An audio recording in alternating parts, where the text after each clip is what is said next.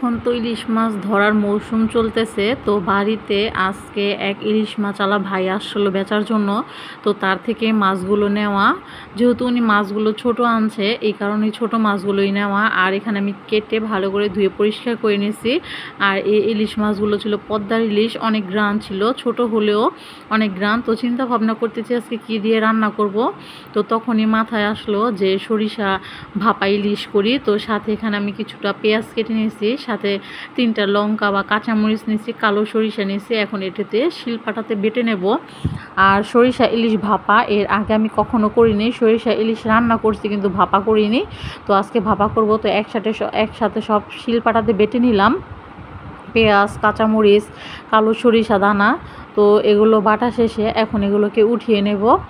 আর এই ভাপাটা আমি প্রায় অনেককে দেখছি যে রান্না করতে, কিন্তু আমি কখনো করিনি। তো আজকে যেহেতু টাটকা ইলিশ মাছ, মানে ইলিশ মাছটা অনেক গ্রান, তো ইলিশ মাছটা আজকে এভাবে রান্না করব।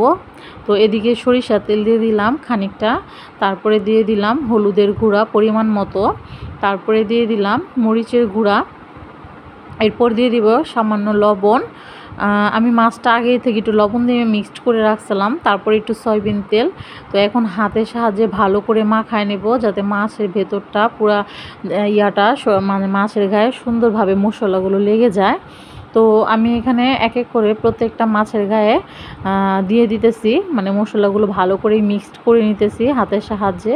আর এখানে আমি 5 পিস মাছ নিয়েছিলাম। তো এখন সাথে আমি একটা বাটি নিয়ে নিয়েছি, এই বাটিতে আমি ভাপাটা করব।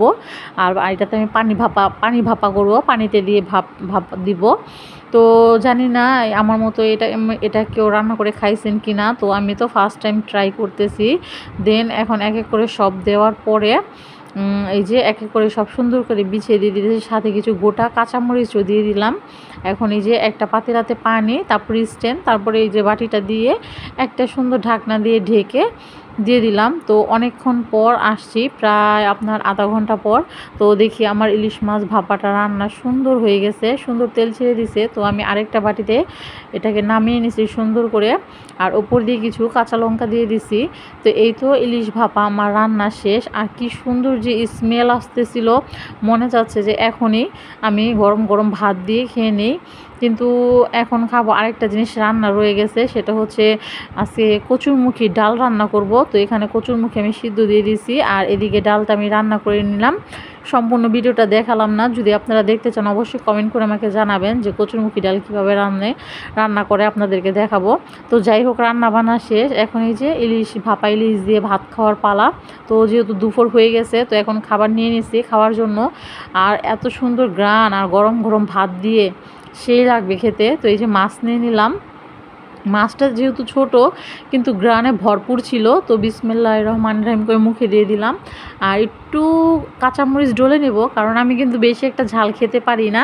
যারা আমার রেগুলার ভিডিও দেখেন তারা অবশ্যই জানেন।